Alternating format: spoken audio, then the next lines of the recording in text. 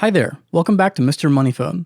My name is Ryan, and today I'll be showing you how to change the wallpaper on your iPhone 13 Pro. First, let's go to Settings, and then go down to Wallpaper. Here, we can choose a new wallpaper at the top. You can either choose between Apple's pre-made dynamic and stills, or if you want to use your own photos, you can access those here. Under the stills, we can select one of these, and these change depending on if your phone is in light or dark mode. For now, let's choose one of these.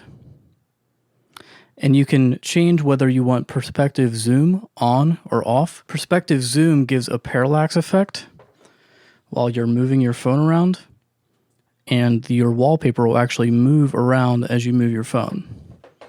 This does use up extra battery power, and it can be kind of distracting. I am going to turn it off. When you hit set, you can set it to be on your lock screen, your home screen, or both. I'm going to set this for both. And now it's set on both my lock screen and my home screen. And that is how to change the wallpaper on your iPhone 13 Pro.